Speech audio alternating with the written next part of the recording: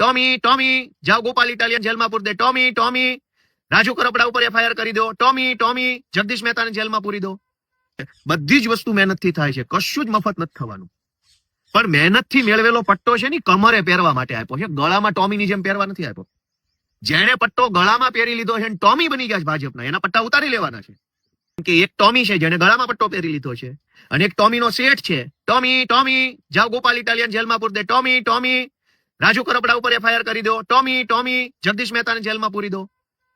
તો તમામ ટોમીને વિનંતી છે કે કમરના પટ્ટા ગળે પહેર્યા છે ને એનું બે પરિણામ આવશે. યા તો આ પટ્ટો તમારું ગળું દબાઈ દેશે, કેમ કે જેના હાથમાં આ પટ્ટો તમે સોંપ્યો છે ને ગળામાં પહેરેલો, એ કોઈ સારા માણસો નથી. અનેક ભૂતકાળમાં અધિકારીઓના ભોગ લઈને બેઠેલા ચોર લોકો છે. અને બીજું એ પણ પરિણામ આવી શકે કે તમારો પટ્ટો તમારા ગળામાં છે પણ કાલે સરકાર બદલાઈ જશે તો આ પટ્ટો ક્યાં લાગશે ને ક્યાં નહીં લાગે એની કેમ ખબર પડશે.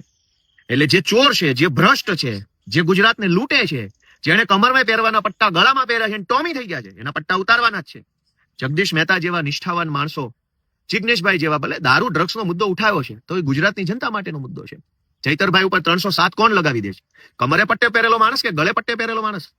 તો ગુજરાતની જનતાને બે હાથ જોડીને વિનંતી કરું છું કે ગુજરાત બચાવવાની જવાબદારી જિગ્નેશ મેવાણી, ગોપાલ ઇટાલિયા, ચૈતર વસાવા કે જગદીશ મહેતાની 4 લોકોની નથી, આપણા સૌની છે. ડર છોડો, હિંમત કરો. ગાંધી, સરદાર, ભગતસિંહ જેવા મહાપુરુષોએ જેમ અંગ્રેજોની સામે કાર્યક્રમો કરી અને લોકોનો ડર ઉડાડવાનું કામ કર્યું, અને જે દિવસે ભારતના જનતાનો ડર ઉડ્યો, ડર છોડ્યો, ડર નીકળ્યો, ત્યાર પછી અંગ્રેજોએ ભારતમાંથી ભાગવું પડ્યું હતું.